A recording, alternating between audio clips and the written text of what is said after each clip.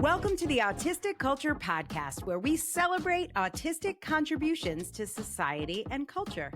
Join us every Tuesday as we dive into everything from famous autistics in history to the pop culture, unique passions, and the special interests that define our community. Whether you're autistic or love someone who is, welcome to Autistica. We're your hosts, Dr. Angela Kingdon, the linguistic autistic, and Matt Lowry, licensed psychological practitioner.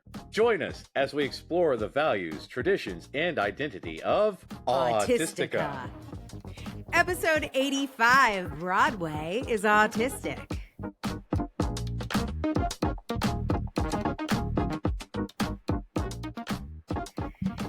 Well, Matt, I'm going to make you talk about Broadway.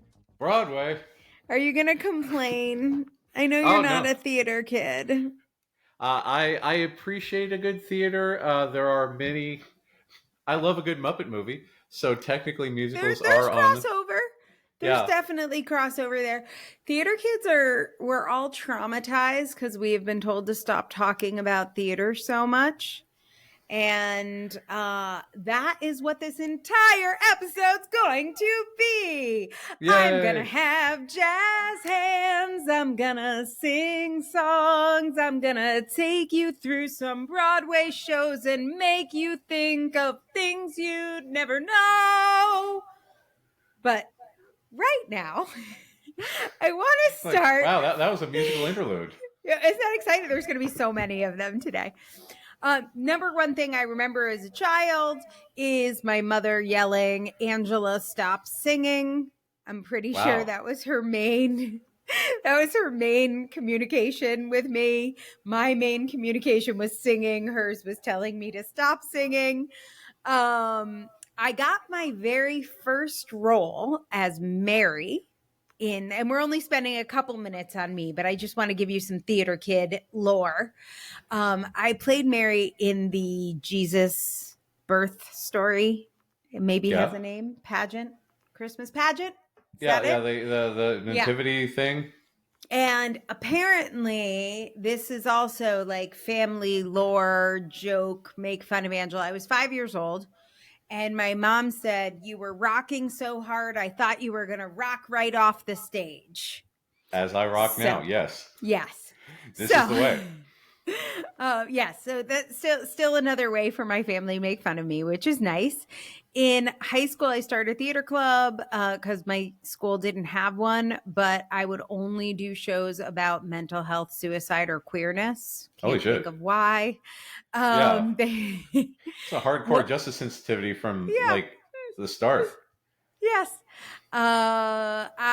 Highlight of my acting career was performing for Steven Spielberg as Polonius. I didn't really perform for him, but he was there because his stepdaughter, Jessica Capshaw, was playing Hamlet, and I was playing Hamlet's potential future father-in-law, if only Ophelia didn't die. Oh, another suicide film. No, play. Yeah. So got to keep the theme running. Yes. And then I got really into improv, and we're going to talk about improv a little bit more later. So there's kind of like maybe 3 camps of theater. You've got the musicals, you've got what's called straight plays, which is just plays without singing. And then there's improv, which is when you make stuff up. And so I ended up running an improv troupe for a long time. It was called Polish Fish. I'm not sure why, but that was the name. Nobody was Polish and there were no fish, but that's just what it was. They just pulled 2 words out of a hat and stuck them together? Pretty much. That's how that worked. I think it was a contest, if I remember correctly. Should have gone a step further and mashed them together to get posh, but yes. Ooh, that's good. I should restart us here. So I was in Actors Equity, so I worked professionally in theater, majored in theater, went to school with Kerry Washington, of all people. Kerry Washington and I were on the same scholarship. She was better than me. Oh. And so after college, I worked in theater for a few years, led to a really bad burnout. But what I realized was that theater had been my hobby and my outlet as a kid. And that's why I'm giving you this background, because we're going to talk about how theater helps autistic people, Oh yeah. and how it's a form of therapy that we find each other through. And what happened for me when it became my job and I had to do it is that masking felt very different than when I was choosing to do it. Yeah. So I burned out and then I quit. And that was that. I've done a bunch of shows since. I write a lot of theater criticism, just for fun. I see a lot of shows. I've done a couple one-woman shows, but I haven't really done a whole lot since I was in my 20s, so a long time ago. However, theater kids, I relate to the term. I still think of myself as a theater kid, even though I'm 51. And so we're going to play a little game. And I'm going to tell you, I watch a lot of theater kid TikToks, and they are often like making fun of, like, tongue in cheek, us making fun of us or people making fun of us. So I have come up with the top 6 complaints about theater kids and why we're so annoying. Oh, And I didn't expect I, the episode to go in that direction, but yeah, okay, fair well, enough. you know, we're known for being annoying, but you'll see where I'm going in a second. So I'm going to give you the common complaint about theater kids, and you're going to tell me how this could be an example of autistic culture or an expression of autism. Ah, there we So, go. number 1 complaint about theater kids is we're overly dramatic and make a big deal about everything. Yeah, this is the way. Yes. Great big So emotions all over the place, hyperactivated amygdalas. Yeah, everything is bigger than life, and we are often told that we are, quote, too much. well, and that's the number 2 complaint. Loud Oh, really? and overbearing. Oh, fun. So the Yeah. loud thing I want to spend a little time on, because I have often Volume been, dysregulation. Yes, please discuss. Oh yeah, well, a long, long time ago in another life for me, I was seeing one of my favorite autistic kids, and the teacher was complaining that this kid was too loud, and I was like, yeah, it happens to me all the time. People often tell me I'm too loud. It's just a thing. And that moment, a teacher knocks on my office door and walks in and says, "Hey, can you guys tone down a little bit? You're both being a little loud." And I'm like, Like that. "Yeah, Thank you. Cue yeah, Lenny and yeah." Squiggy. Yeah. Yeah, it's one of those things. We don't have good volume regulation because we get very excited and very passionate about things, and it often overwhelms the normies. Right. And also our sound engineers. Sorry, Aaron. Oh, yeah, yeah. Okay. Whoops. Number 3 is attention seeking. And often with this goes manipulative. So, Because like, attention seeking is, yeah, we're trying to connect with people, but they say, "Oh yeah, you're seeking attention."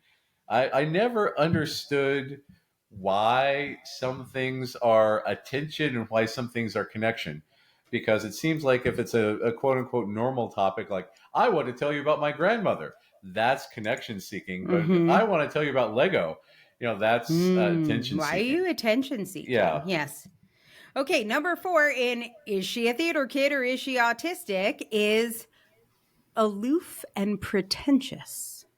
Ooh, interesting. Because again, we know a lot of stuff about the stuff that we know about, and we don't really make eye contact or understand the neurotypical rituals that go with Hi, how are you? How is the weather today? Instead, we just jump right into, hey, have you seen that thing? I could do that thing. Would you like to see me do that thing? And yeah, So pretentious. yeah. Okay, number 5 is opinionated and blunt. Well, yeah. I mean, Right. yeah. It's like, Like you're in yeah. theater practice and somebody is, I don't know, doesn't have their lines memorized. And a typical thing to say is, she doesn't have her lines memorized. And Rude. this is Rude. this is this is a fact. I'm sharing facts, people. Yes. Okay. And number 6 in Is She a Theater Kid or Is She Autistic is they act immature and childish. That's the thing. That's the thing. Autistic kids often are told that we are old souls because we worry too much and act older than we are. But at the same time, as we grow older, we don't really we our brains don't mature like neurotypical brains do, so we're always seen as older or younger depending on what metric they're using at any given moment. Hmm. And it's always, we're again, this goes back to the vampire thing. We're always, we're never the quote unquote correct age. It's always just there. It's whatever. And I don't know, Ageless. yeah, Ageless. yeah. Yeah, This, but we're the Fae. this interesting judgment of like we're not supposed to get excited as we get older. We're not supposed to want to dress up as we get older. We're not supposed to like, I don't know, toys as we get older, which we are often props for us and we will collect Yeah, props. But like there's all these things that we're not supposed to do, which fit really well into being a theater person as yeah. well as being an autistic person. Oh yes. So this is an interesting crossover area because obviously there are ways you could think that theater isn't naturally disposed to the autistic world, but there is a huge crossover of people. And I'm going to talk about theater today, both in terms of performances. We're going to talk about characters on stage, but Hmm. I want to start by talking about the experience as actors that are autistic. Oh, I have a several of them. little quote here for you, Matt, to read.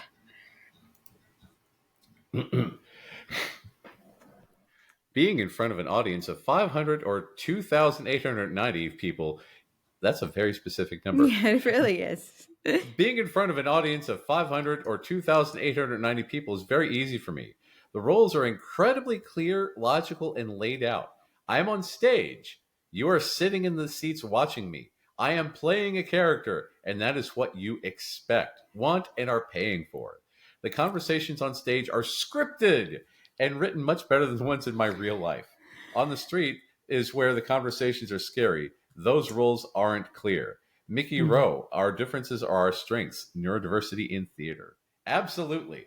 That's the thing. You don't have to worry about coming up with stuff on the fly and coming up with, responses to weird, asinine questions. It's you everything is planned out and you know what to do. It's Or safe. people's unexpected responses. Like my one of my biggest social challenges is I will share a piece of information and it's so obvious to me what the response is, which is usually something like, thank you, that was helpful information. Oh my goodness.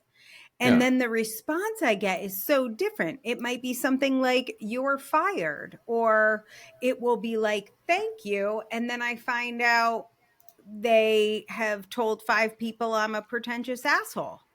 And Yeah. I'm like, how do these things not match up? But when there's a script, even if it's illogical, like let's say a Kafka play where things don't make sense, you see it and it's fixed in time and it's going to be illogical every time. So now there's a logic to it. Yeah. Yeah. It is planned that way. Yeah. And Beginning, middle, and end. less draining on the social battery when we know what's going to happen and we can prepare for it. So, Exactly. Exactly. um, so basically looking at theater, obviously it's an amazing, we know how important community is to Oh yeah. autistic people. And community, we've talked about gaming, we've talked about D&D, we've talked about cosplay, My Little Pony, any sort of shared interest. When you're doing a show, there's very little small talk. You usually have a short amount of time to do something basically impossible. So every single conversation is instantly important, and you're all on the same page with like the text. You all know the same things. You know the script, you know the venue, you know the rehearsal schedule, you know the cast. Those are the things you talk about. So it's not random generally, even when you're not on stage. It's sort of scripted. There's an order that theater rehearsal goes in. So the first thing you do is called blocking. That's deciding where you're going to walk and be on stage and enter. Then you memorize your script and you get the show on its feet. So you're doing the blocking without a script in hand. Then you're going to move on to the tech rehearsal pieces. So there is a process and a methodology that everyone knows. There's no small talk. We're all on the same page, and we have this sense of community. Yeah. For me, there's this other benefit, which is the show is going to be over, and you might work with those actors again, but you'll never be in that same company. So there was always a chance to start over. And because I was always getting like broken up with and fired and kicked out of things, yeah, I mean, you could get kicked out of a show, but it's pretty hard. So I knew at the end of the 5 weeks or the 8 weeks, however long this show was going to be, I could probably make it that long before everyone decided they hated me. Yeah. So I think You that can mask finite. while masking. Right, exactly. So I think those finite structures work really well for autistic people, that there's an end point. Um, so, yeah, I'm looking at my notes and see if there's anything I want to say. Generally, theaters tend to be inclusive. It's a strong place for people who identify with social justice for whatever reason. I'm not sure what the chicken or the egg is there, but there's usually a sense of belonging on those levels. Well, Oh, that's the thing. okay. I mean, the very origins of Greek theater goes back to social justice because it was a way of Oh, yeah. making things more equal. I mean, you were able to criticize the political higher ups in a safe way by making a mockery in a theater setting. Yeah. It's a lot about being able to, a lot of the theater that I've done is about being able to complain in a way that is safe and generally respected. Although, of course, theater people have not been terribly respected throughout history. But um, probably one of the hardest things that come with theater is the eye contact, which is a big piece of it, and makeup. And Hmm. so, what actors report is that all the sensory stuff about makeup, it is a nightmare. It can be a nightmare. We talked to Ashley's story about that. We're like, did you pick things that were less scratchy? She's like, nope, it was miserable. But because you know there's an end point, and because you're doing it for a reason, it's not painful in quite the same way. It's tolerable for art. Yeah, there's a purpose behind it. Here's a quote about eye contact in theater from an actor. I'm on the spectrum, and I find it far easier to make eye contact when acting than I do in regular life because it's not me looking at their eyes, it's someone else, I guess. Right. And I think it's not you wearing the makeup, it's someone else wearing the makeup. And it gives you that Yeah, layer of disassociation, but in a healthy way. you're a character. Um, yeah. Yeah. I mean, that doesn't mean it's not still itchy for you, but you are the character. You are masking as the character in this healthy way. And that character isn't annoyed by that makeup because that's the makeup they want to wear. Hmm. So that's a big piece of it. Broadway in general, like the only way to do shows because of safety, because of the number of people you're coordinating, which is a huge challenge. Everything about it is about schedules, routines, and interestingly, visual displays of those things. So you will always have like lights outside a green room to let you know if people are on stage. You'll have lots of clocks around. You'll have notices and notice boards about your call time. So information is displayed visually because often people are on stage and there's an audience. And so you Yeah. have to be quiet backstage. And a lot of things have been designed to be communicated visually. A lot of very, very clear communication beyond just words. And I'm guessing you'll get into the scheduling aspect of that, of, what will happen, when will happen, how it will happen. And, the expectations are well known and well telegraphed. Yep. And so you've got on stage where you know your marks. So that's where you're walking, where you're entering. You know your dialogue. You know what the other actors are expecting of you. But even when you're off stage, so there's a part at the end of rehearsal where basically everybody sits down and the director gives notes. And Yeah. they might be like, Jim, can you be louder in the scene with Cassandra? And Cassandra, can you try it with your back facing the audience? And so they give you these notes, so you're supposed to write them down and you're supposed to do them the next time. And the instructions are very straightforward, both in terms of what you're supposed to do, write them down, and the next time we perform this scene, do those things. And if it's not clear, the director will like get you on your feet and be like, okay, Jim and Cassie, let's play this scene. Let me show you what I'm looking for. Can you imagine if your boss did that at work? How Yeah. much easier your job would be? Very Because much they'll so. just tell you things and they're like, could you just blah, blah, blah? And you're like, sure, I guess I'll go figure that out on my own. Hello, Google? Yeah, well, it's like the whole trash thing at the new house. You don't know when is trash. Who knows? We'll just have to watch and see. I would love for somebody to go up and give me a bullet point brochure. Welcome to the neighborhood. Trash is on this day. You are allowed to have this. This is when this happens. This is when that happens. I want a Never schedule. I made want sense to knowledge. me at Yeah, closing of a house. They know you're buying a house. They have no problem giving you your tax bill. right. Why is Yeah, there not a welcome kit for everyone in whatever your county is?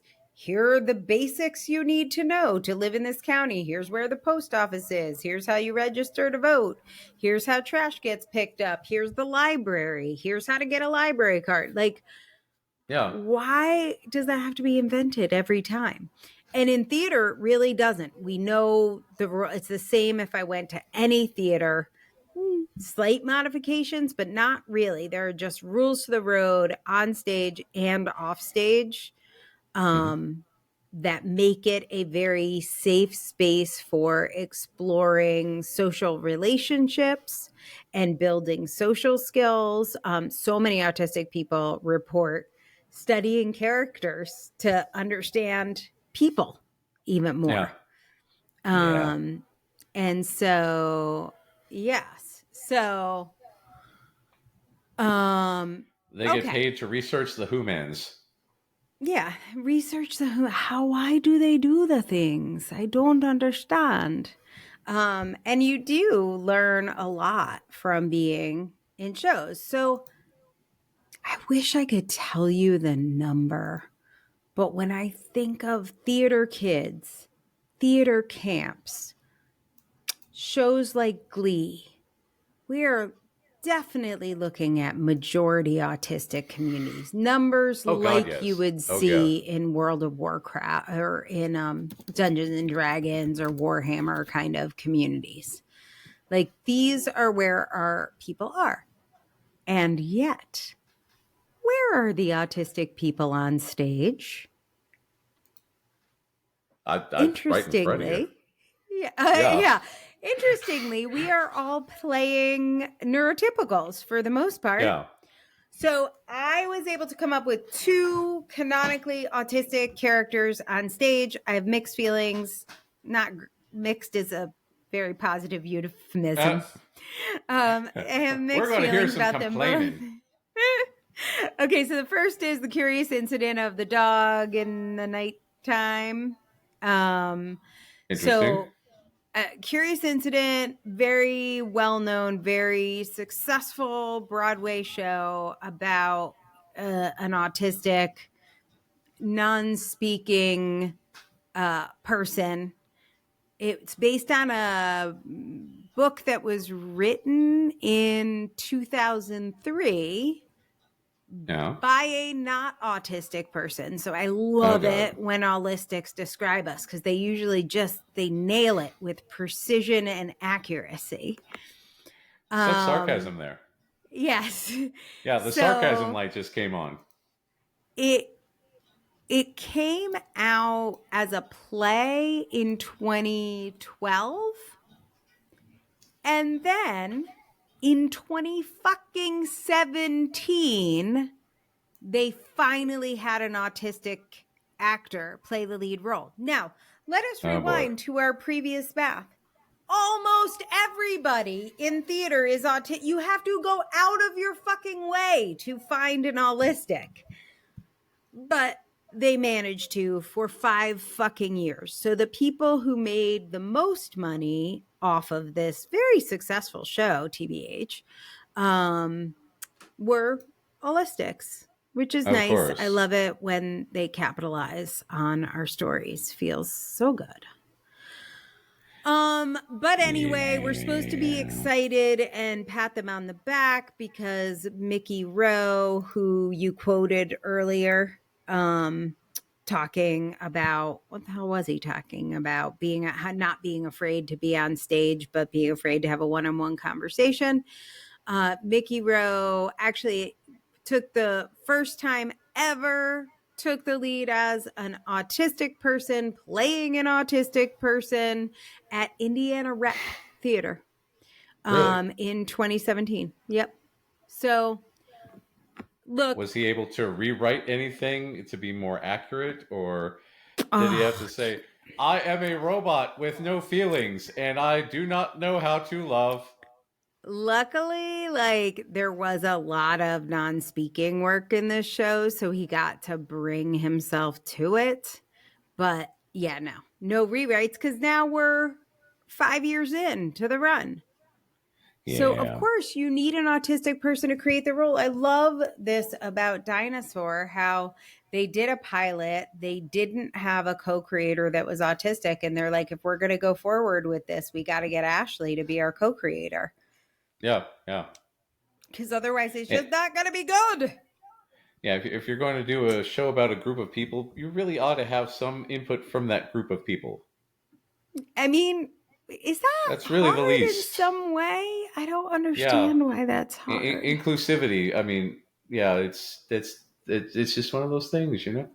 Yeah. Okay. Anyway, on the Uh, positive side, it was the first time there was, a canonically autistic character, which is ridiculous to say because I'm going to tell you about all the ones that were not.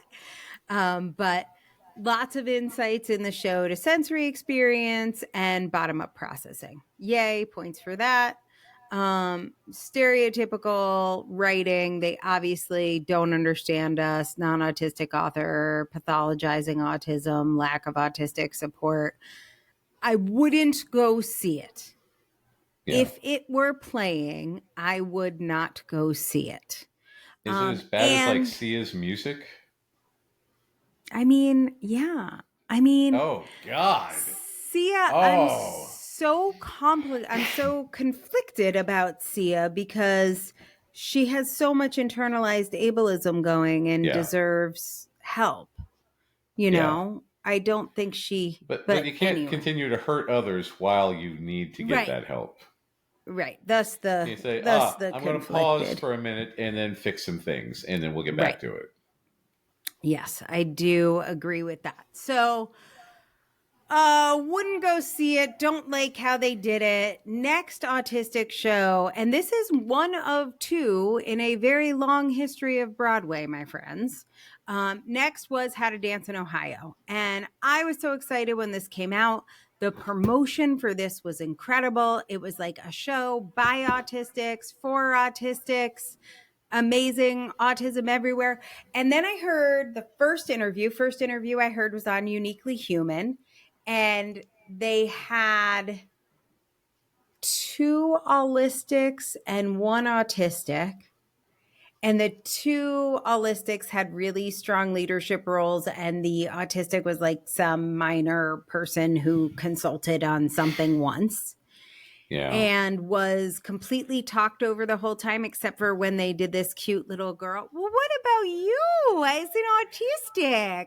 And I was like, maybe they Yeah. just interviewed the wrong people, because it's like Barry Prezant. He knows us. He knows our people. Like he doesn't usually make guffaws like that. And I was like, something must be wrong. I was like, I'm still going to go see it. I was going to go see it. And then I saw the Macy's Day Parade that year. Oh boy. And there's a song in How to Dance in Ohio about Macy's, which is, of course, the one they did. That's cute. So there are many songs in the show. Love and Light, I'm sure they're wonderful. But they picked the one about Macy's because it's the Macy's Day Parade. And it was these two fucking autism moms talking Oh god. about how hard it was to be the mom of an autistic kid and how they always dreamed they would go to a dance. And finally, they can take their kid to Macy's to pick out a homecoming dress because they're doing this special second chance dance just for the autistic people. I was like, I will not be seeing this. I have now Oh seen two my things. god. I need no more information. So there is an autistic fan of the show, researcher, academic, Broadway costumer, incredible woman who I think worked on this show a little bit. And I got a little Did she set insight things on fire?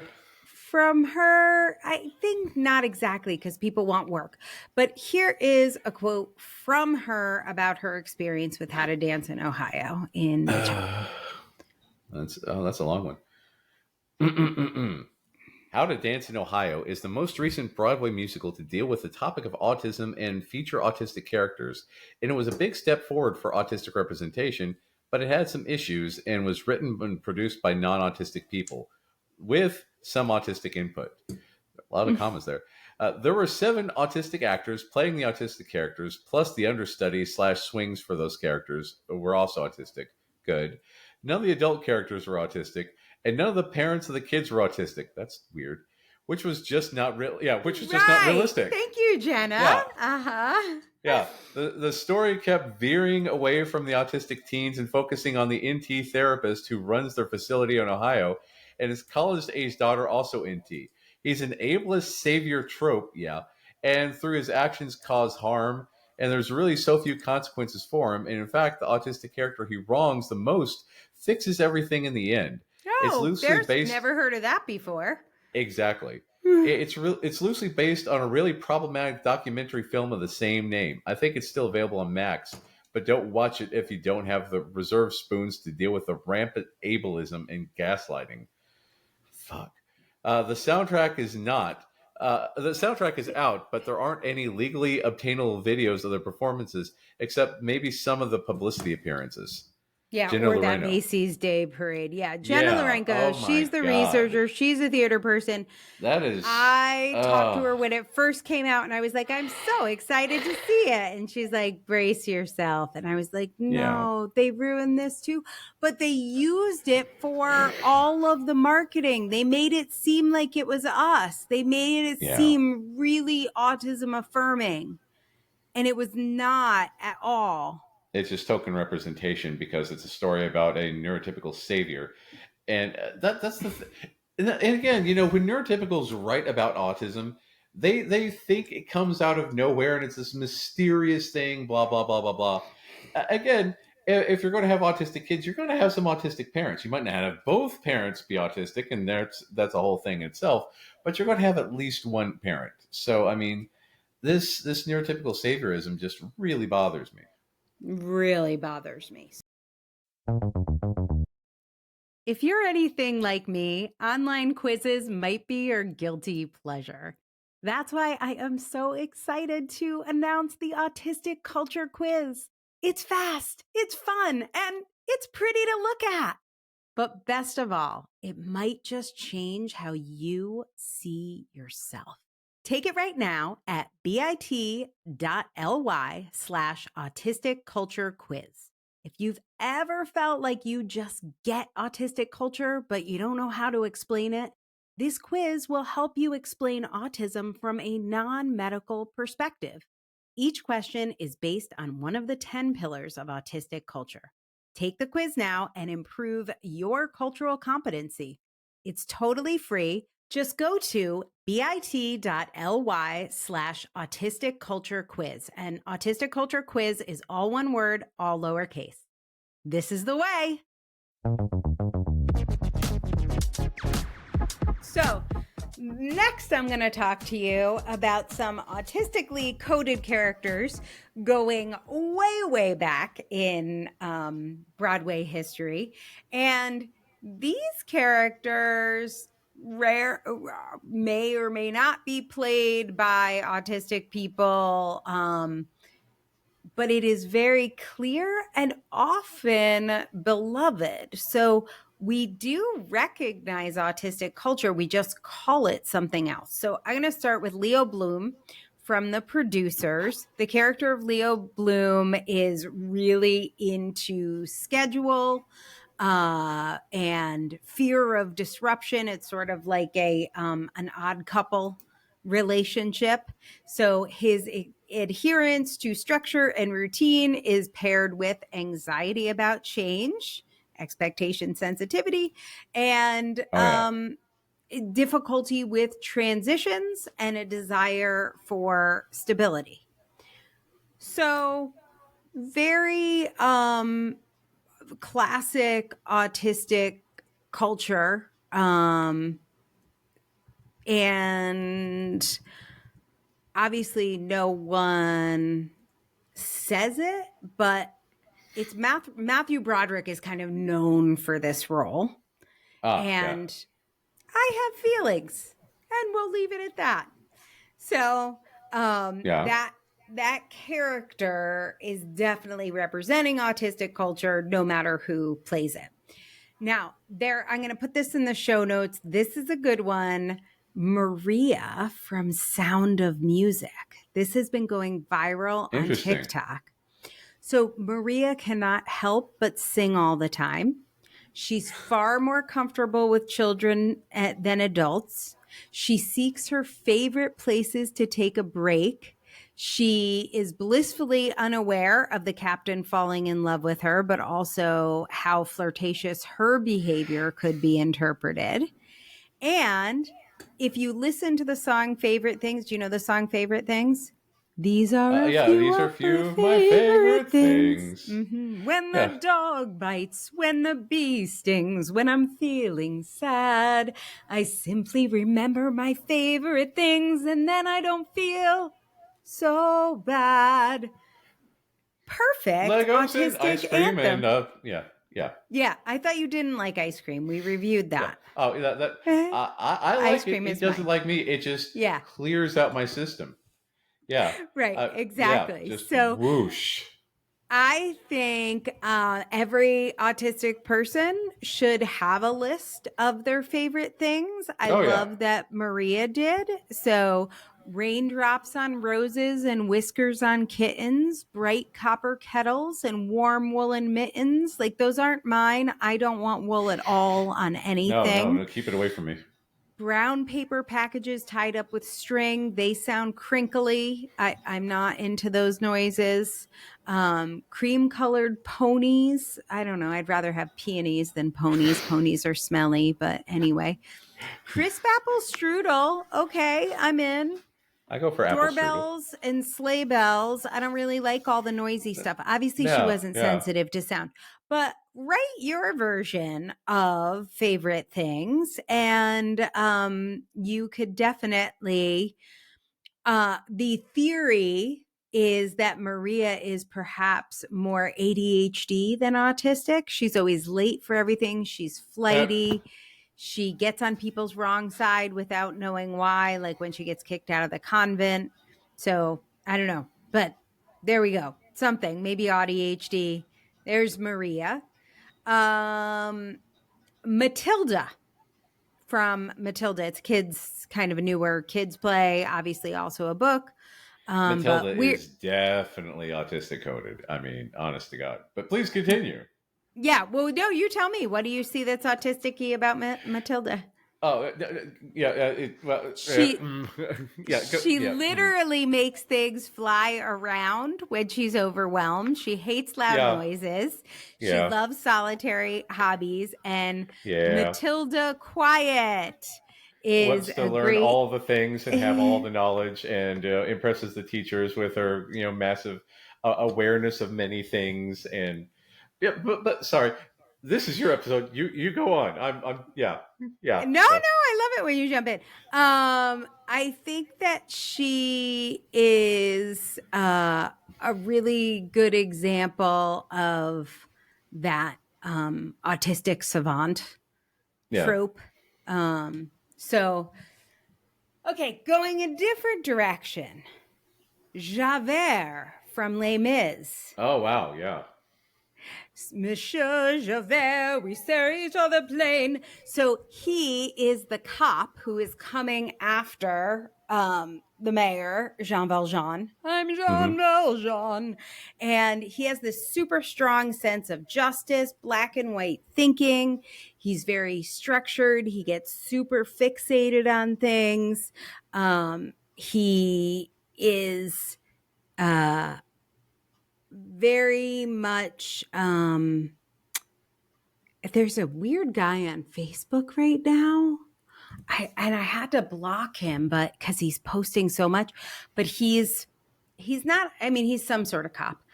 Mm, maybe it's like a forest something forester. Anyway, he has a A forest uniform for ranger? work. What? Yeah. He has a uniform for work and he's super excited about his uniform and he like lays it out and take pictures and like describes what all the things are and like how the leather of the belt was made and he is very excited about his job and that he gets to wear a uniform. And I am there for it. He But there's a just likes lot his of costume. posts. He really likes his costume. That is who Javert is. Javert loves his hat. He loves his costume. I personally am not the kind of autistic person that can imagine being a cop and devoting my life to pursuing someone who stole a loaf of bread to feed their starving family. Um, but it could be like a negative stereotype of an autistic person. Yeah. Um, so anyway, I'm going to argue Javert is autistic. Um, Evan Hansen from Dear Evan Hansen. Oh my God. I I've heard of love, that, but I haven't seen it. Go on. yes. So, okay. This is the story. It's a very dark musical, but kid, Evan Hansen, he's going to a therapist. He's got social anxiety. He's got all these problems at school. He's a senior, really struggling. And his therapist suggests, and I think this is an actual type of therapy, I don't know, but his therapist suggests that he write these letters to himself every morning, like, Dear Evan Hansen, today is going Hmm. to be a great day. And you know why? And so he's supposed to like learn how to be his best friend. So he Oh. writes this letter to himself. He prints it out on the printer, accidentally leaves it there. And this other kid, his name is Colin, finds it and comes over and makes fun of him and bullies him because of what's in the Oh, letter. that's sad. And he then that kid, it is sad, but hurt people, and then that kid kills himself. Oh. And Evan had been trying to get the letter back and Colin wouldn't give him the letter back. And so he dies. And this letter that Evan wrote to himself looks like this kid Colin's suicide note to Evan. And they're like, God, we didn't even know you guys were friends. And his last words were a letter to you. And it was this whole like schmoopy letter that Evan wrote to himself, but it looks now like Colin, because why would you write a letter to yourself? Because that's weird. Yeah. And so Evan doesn't exactly know what to say. He gets a little situational mutism and Yeah. forgets to say, I was not friends with this guy and he was my bully. And so everyone thinks they're best friends and everyone's apologizing. And he finally makes friends for the first time because his best Oh, friend killed himself. And then he likes having friends and he gets a girlfriend, but it's all based on a lie. Um, wow. and There's a lot of roller coasters in this. it's very roller coastery. So I think with the character of Evan Hansen, you see him really struggling with eye contact, body language, being told how he should communicate, then not doing it right, but sort of doing literally because he wants to be compliant and getting himself into a whole heap of trouble. Yeah. So that is that character. Next up is Hamilton from my favorite show. We didn't talk about this. I have seen Hamilton 13 times all over the world. Slightly obsessed. It was my special interest from 2014 to 2017 or 18. That's a good long Um, run. yes, it's a special one. It's still very special in my heart. I firmly believe Hamilton is autistic and Burr, the main rival, is allistic, and it's really a clash of those styles. So one of the big themes of the show is Burr's theory that you should talk less and smile more. Don't Ah. let them know what you're against or what you're for. You want to get ahead. Fools that run their mouths off wind up dead. And Hamilton's Oh, theory is we have to fight for the truth. And right. my favorite song in the show is Why Do You Write Like You're Running Out of Time? Interesting. And it's called Nonstop is the name of the song. And he writes nonstop. He writes almost all of the Federalist Papers. He has the first murder case in the US. He creates the Fed in the US. And he wants to put everything down to the point where writing everything down leads to his own downfall. So he has rules and structures and systems, and many of them are still what the government run on today. So at the end, when Hamilton dies in the show, Madison's character talks about how we tried to undo his systems and we couldn't undo them. Like they were built so well. The ultimate autistic compliment. Your systems outlive you for years. Yep, a whole This is country's the worth. way. Mm-hmm. So, like me, writing is Hamilton's spin.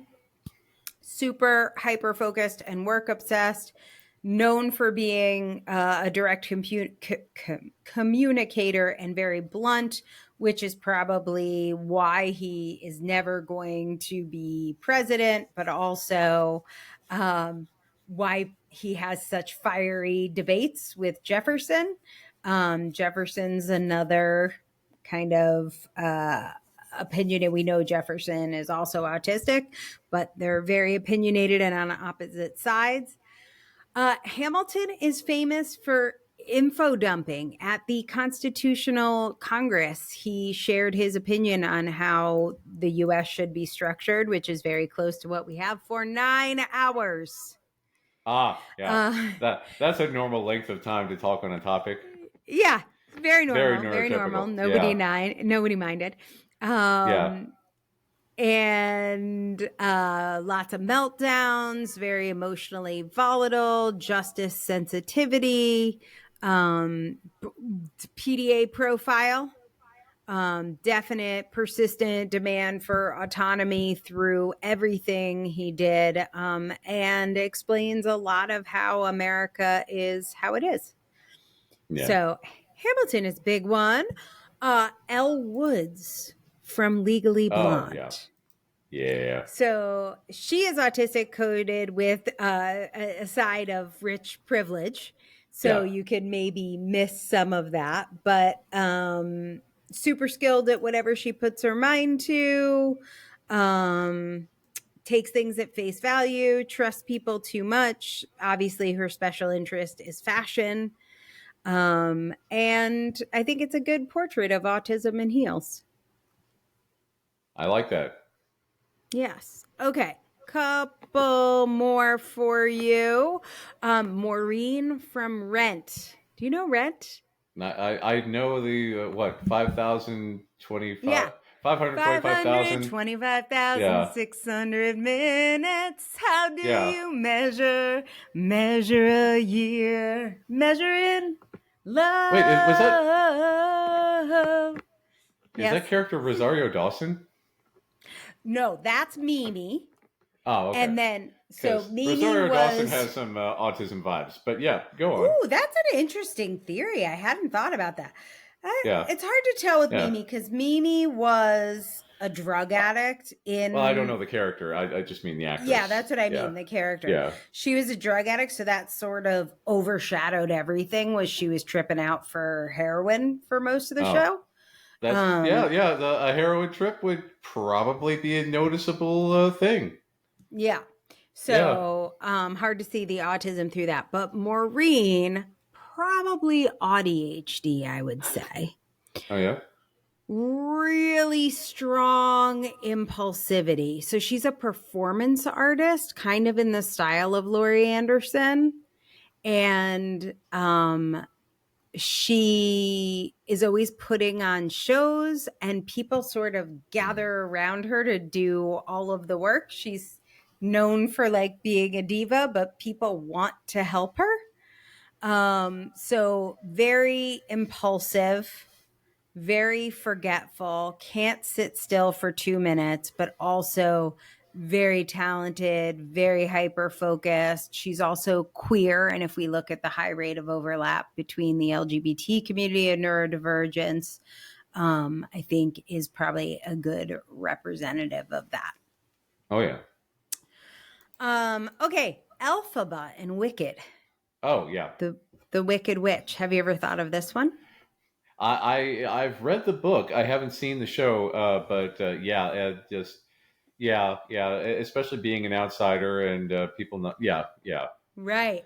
So yeah, you get the whole thing. Like Wicked is like the opposite of Wizard of Oz, yeah. and Well, seeing it from her perspective, and from her perspective. yeah, And it starts really like the germinating seed of Wicked is rejection sensitivity disorder. So her yeah, family rejects her because of her green skin. yeah, She feels betrayed by her sister, especially. And her response to that rejection yeah, is what kind of creates the whole world of the show, because yeah, she is navigating this world that does not understand and is not interested in accommodating her. yeah, So social isolation is at the core of it. There's long periods of shutdown in her life. She is deeply committed to doing what's morally right, but her moral clarity and her commitment are representing that justice regardless of the personal cost. yeah, Does that sound familiar at all? yeah, Yeah. Also, yeah, very direct communicator. Interestingly, Elphaba has moments where she rehearses and scripts what she wants to say, especially when she's nervous. And we of actually see course. this in the show. So when she's about to face a challenge, like when she meets the wizard for the first time, she will actually script out what she's going to say and plan her conversation, which is straight up autistic culture. Yeah, very much So, so. yeah, love that. Also, maybe a little bit of PDA, fierce independence, doesn't want rules imposed upon her, refuses to accept the wizard or society's corrupt rules, which I think fits in really well. Yeah, Um, because that's got to be us. yeah, that's definitely us. I asked Jenna to review my notes for this show, and she said the big one that I was missing was Tommy from the musical The Who, Oh, yeah, or yeah, from The because Who's Tommy. yeah, and So non-speaking, and yeah, yeah, so here, and the whole pinball obsession with he's a pinball pinball. wizard. Yeah, Yeah, there has to be a trick. So this is yeah. Jenna's feedback on Tommy in the chat for you to read. Let's see here. Oh, this is a very long one. Wait, no, No, it's sorry, actually pretty sorry. short. Yeah, Oh, second sorry, one. I scrolled way too far up. Uh, Yeah. uh, uh. That history is very convoluted, and too many directors just don't see Tommy as an autistic character, even though Pete Townsend has said he is. Townsend's grandson was diagnosed autistic. Oh my God. And many people suspect that Townsend may be as well, though I don't think he ever claimed that identity for himself. Knowing what I know about his musical, The Iron Man, yeah, I can totally see it. What is the Iron Man? What do you know? Uh, That's it, another musical. I don't know of this. it was okay. So you know Sylvia Plath, right? Yeah, of Ted course. Hughes, her husband. When Sylvia Plath Mm-hmm. killed herself, Ted Hughes wrote The Iron Man to console his kids. And it was Pete Townsend later decided that he wanted to turn The Iron Man into a musical, wrote completely, unsolicited, wrote an entire musical around it. It got a video on MTV in the 80s, which was kind of creepy, but it was later put into development at Warner Brothers, and Brad Bird took it over and retitled it The Iron Giant. So without Pete Townsend, we wouldn't have the Iron Giant, and the Iron Giant is incredibly autistically coded. Mm, So yeah, I could interesting. see, yeah, and especially given the link between the Who and Tommy and all of this. Again, the amazing and all the details kind of link up. So the Mm-hmm. ancillary details all add to a bigger picture. Yeah, I can see that. Yeah, interesting. So, okay, so those are some of what I think are the most famous autistic coded characters, but we have one more category to cover on this episode. It is my personal favorite category Cats. because it is. We're not going to do cats. Yes, finally we are getting to Oh, cats. are we doing it? Oh, I was kidding. Oh, okay. I No, didn't know we were actually going to do it. Okay. it's Yeah. it's related to cats, Oh, okay. but it's a bigger category I'm going to give you, which is Oh. Stephen Sondheim. Um, Oh, God. Yeah. so Sondheim. Okay. Yeah. so Oh, Sondheim, right, is one of the most prolific writers on yes. Broadway. He obviously recently died. Maybe not that recently now, but it seems recent to me. And when he passed, there was this whole thing that happened about all of his collections. So Uh, there were Sotheby auctions, like there was so much stuff because he had a whole Broadway museum, not just oh, from his life, but like things he collected, like from his shows, but also things he collected. So this he is the started way. off, his first project was as a teenager working on the lyrics for West Side Story, but he was super pissed because he didn't want to just write the lyrics. He knew it was a good experience, so he did it, but kind of rolled his eyes the whole time because he wanted to write the music, not just the lyrics. Yeah. But Oscar Hammerstein wouldn't trust him with it. You wouldn't And trust Stephen Sondheim?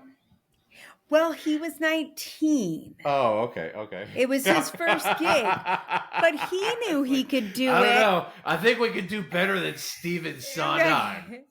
There must be something. No, so I think it's interesting because he knew he could do it. He had that Yeah. confidence in himself. Obviously lifelong special interest for him was writing music.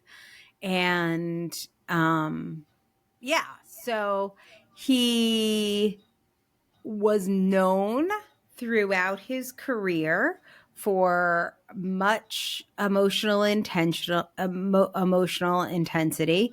He had a fraught relationship with his mother, who he described as deeply toxic.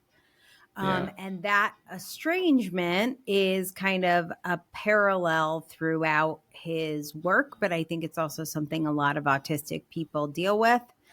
And even though he was successful, objectively successful, he often criticized his own work,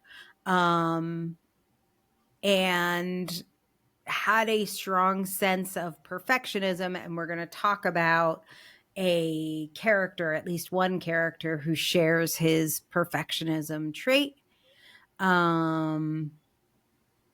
He had one of the things that happened when he died, I love this so very much, is he liked a pencil by a company called Blackwing, and he particularly liked the 602, and they announced they would discontinue it, Matt.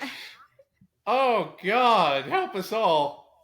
Yes. Oh So, no, how did he handle that? yes, Did he he buy bought thousands of pencils? all of them. He Of filled course. a storage unit with Blackwing 602s, This and is the then way. sold that. They were sold in lots, and the sale, like people were paying, $900 for a pencil. And Blackwing brought back, so you can get a Blackwing 602. I gave them to my sister for Christmas last year. So, Yeah. Blackwing um, realized, wow, people pay $900 for a pencil. We can make some money off of that. yes, we will sell it to all the Yeah. autistic people. Once you use a Blackwing, apparently you will never return to pens or other writing implements. My Fascinating. hands don't do the writing. I only do the typing, not the writing. Yeah. So Yeah. I The feel clumsy meat safe. bodies. Yeah.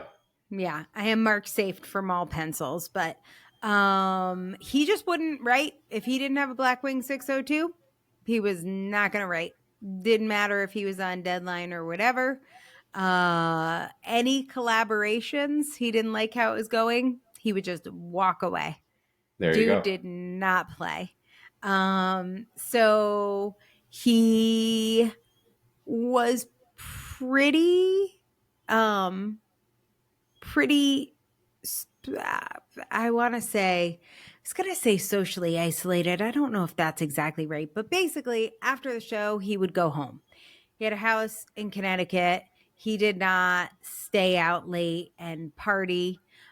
Some of this might be because he did not come out until his 60s, come out as gay until he was in his 60s. Yeah. So that does sort of make you want to go home because you might make a mistake if you go out. Yeah. But says he didn't fall in love for the first time until he was in his 60s, which is interesting. That gives me hope. Um, yeah, there you go. Hang in there a little longer. He admitted to always having a low mood and generally low level depression at all times. He went through a major bout of depression after he had a heart attack. Yeah. But he said he had trouble describing his feelings. Ooh. And a lot of why he wrote was to help him identify his emotions, which is known as. Journaling. Oh, yeah, that too. But Oh, that alexithymia. alexithymia. Yeah. Oh, Yes. yeah. I was going on the literal. Yeah. Yeah. There you go. Yes. Yeah. I Yeah. got It's like you. okay. There you go. Yeah. Oh, So, and he wrote yeah. characters with alexithymia. Of course. So that's kind of interesting right there. And he was super obsessed with puzzles. So, and you're going to see in a bunch of his shows. So I'm going to Oh walk you yeah. through a bunch of his characters.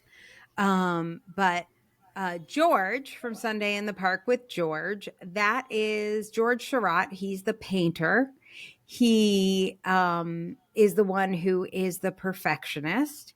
And he is so engrossed in his work, he does pointillism, that he will neglect all of his relationships, struggles with executive functioning, really focuses on his spins and nothing else. Yeah.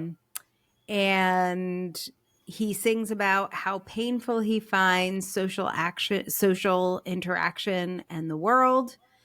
And he also sings a song, one of my favorites in Broadway history, called Finishing the Hat, about how much detail and time and focus go into his work, painting each object one tiny dot at a time, like a pixel. And George specifically struggles with alexithymia. And the way he deals with that is by focusing on his art. So he gets very overwhelmed with any sort of social interactions, and he will just turn to his art where he feels safe. There you go. I like that. Bobby from Company is also represents some autistic culture with his challenges. Do you know the story of Company? No, tell me. He's turning 30 and he's about to get married, and obviously does not want to get married but doesn't know how to say it. So you see him dealing with situational mutism, inability to connect in social situations, and many differences in just his idea of what his life should look like and what society says his life should look like. Hmm. So that's that one. Obviously, you know Sweeney Yeah. Todd. Oh yeah, yeah. It wouldn't be picked up by Tim Burton if there wasn't Tim Burton and Johnny Depp. If there Right. wasn't a very hardcore autistic attractor there. So Yep. yeah. So we've got Sweetie Todd's overwhelming sense of emotional justice and blunt communication, clearly. Hmm. Um, Definitely does not put on any sort of airs or social niceties. No, So no. Why would he? there is that one. One of my favorite characters, Jack from Into the Woods. So this is Jack from Jack and the Beanstalk. Jack is supposed to go sell his cow for actual money. This is probably ADHD, but supposed to sell his cow for money, but somebody offers him beans that would go to a magical land, and he is very interested in getting to the magical land. So he gets the beans, but he is very literal thinking. There's a lot of literal thinking from Jack in Into the Woods. My planned Halloween costume is Sally from Follies, for not for our Halloween party, for a different one. Ah, But Sally from Follies, she is also autistic. Um, Count Carl Magnus, the Colonel from A Little Night Music, blunt, rigid thinking, emotional injustice, sensitivity, all of those things. I think I have one more Sondheim. Fosca from Passion. And I actually have not seen Passion. me I neither. think it's the Passion of Christ. I think Oh, that's okay. what it is, if I remember correctly. But somebody suggested in one of the Reddit forums that Fosca. So those last couple, like I did see A Little Night Music, but I don't really remember that character. But Hmm. routine functionality. So throughout uh Sondheim's work, because obviously when you have an autistic creator, they're going to create autistic things. Almost every show through his whole career, you can find an autistic character. Um, and you can see how, like, no shade to Sondheim, right? But Yeah. had he been diagnosed or had he embraced autistic culture, like he wrote those characters in a very complex, deep, and not pathologizing way. Yeah. But still, how different if we were just owning this as autistic culture. Yeah. And so obviously he didn't know or didn't care or whatever, but he is in there. He is in all of those shows. Well, that's the thing. I And mean, when we write characters, we don't just write completely new independent beings. Characters are fractions of are fractured pieces of ourself. So everything that an autistic person would write probably has some autistic traits. right. Yeah. So okay, our last Broadway journey. And really, I think at the end of this, this is a very thorough analysis of all of the autistic characters on Broadway. So, is your favorite Mr. Mistopheles? There never was a cat so clever as magical Mr. Mistopheles. From the absolutely horrendous Andrew Lloyd Webber musical Cats. Obviously, he explores stimming, and we have talked about how cats are autistic. Of Mr. course. Mistopheles has a very common autistic spin, which is magic. Did you know that? A lot I of did not autistic know it. people love magic. Yeah. Mm-hmm. I've got to say, I've only seen the Cats movie one time, and it was just a horror show because I didn't know what to expect about it at all. And yeah, Mm. it was very surreal seeing Gandalf and Dame Judi Dench as nightmarish abominations. So It is a uh, nightmarish abomination, but yeah, yeah. And when um, I saw it, it had Korean subtitles, which only added to it. okay, So that's just surreal. yeah, it was Um, the whole thing. I really thought I downloaded Acid on accident. So yeah, my favorite is when people are like, "What is Cats about?" And I'm like, yeah. It's a "Cats." they're are they going to heaven? Is there flying saucer? They're competing to die, right? Is that how it is that the actual story? They're I think competing to so. fly away into the sky and be reincarnated or something, Yeah, and only that's the where the best cat only and they have cats like all go these to shitty heaven. lives.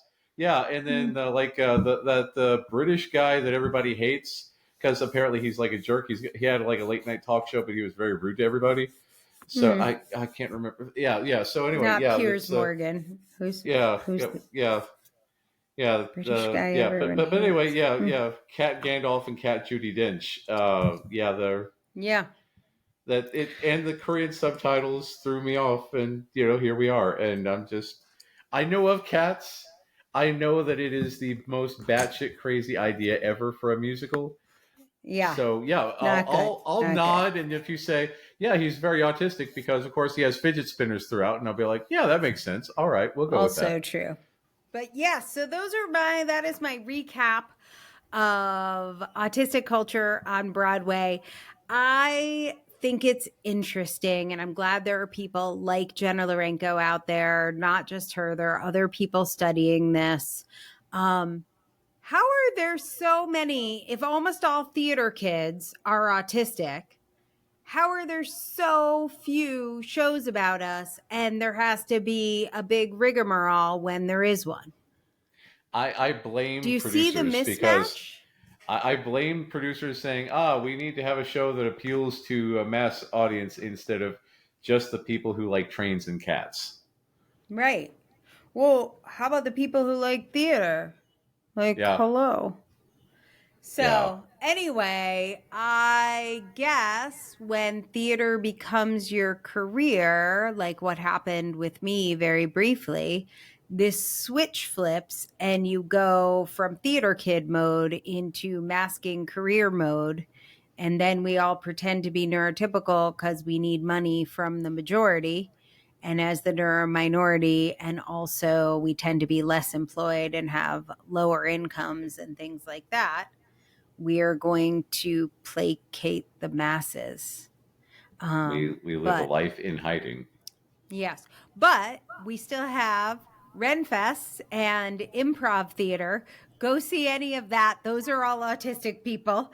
And I would say avoid things like Curious Incident and How to Dance in Ohio until we can get autistic culture represented properly on Broadway. Just enjoy the implicit characters.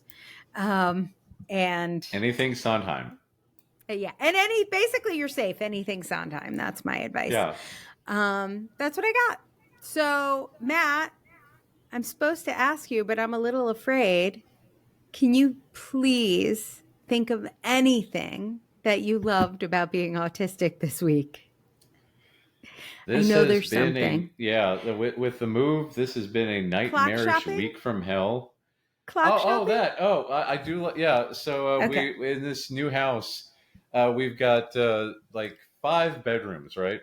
And one of them's going to be my office. One of them is my bedroom. One of them's going to be Emmett's bedroom, and one of them we've set up as a toy room / clock room because that's Emmett loves his clocks, and we are. I still haven't found the box of clocks, and he really wants to find that, so I'm going to have to search for that this weekend. But when we find the clocks, we hang them up in his clock room, and every time we come here, he just smiles, looks at the big clock, hence the name of Big Clock House. He admires that big clock that we have, and then just goes into his clock room and shuts the door and sits and admires his clocks. He just I needs love some it clock very time. much. And I said, Yeah. are you in the clock room? Yes. Are you having fun? Yes. And like, okay, well, if you want to come out, we'll have snacks. He said, okay. And then he just sits there and looks at his clocks. He I just got comes clock here. things to do, my guy. Yeah. He's just sitting here enjoying his clocks. He's having clock time. So, yeah, spending time Love with it. time. Yeah. Spending time with time. But all right, you guys, I hope you enjoyed this episode of Broadway's Autistic. Tell me what characters I missed in the comments, and tell me if you are a fellow theater kid. I want to hear from you. Matt doesn't really care, but he will indulge me from time to time. I will smile and wave and enjoy the stories. Awesome. Okay, bye, everybody. Have a good one. Thanks for listening to the Autistic Culture Podcast. If you enjoyed today's episode, don't forget to check out our advocacy episodes every Friday, where we explore important issues and share strategies for living your best, most authentically autistic life. And for even more autistic culture, consider becoming a paid member for exclusive perks like Q&A calls live with Matt and I, a virtual writing circle, and our new self-defined living course by Becca Laurie Hector. Fun fact, it costs us about $8 for every minute you hear or see us on the podcast, but our member pricing is just $8 a month. What a bargain! Buy one, get 500 free. Seriously, if you could afford it, we would really appreciate your contribution. It makes this all possible. And of course, the best way everyone can support what we're doing here is to rate, review, share, and subscribe on Substack or your favorite podcast app. This is the way.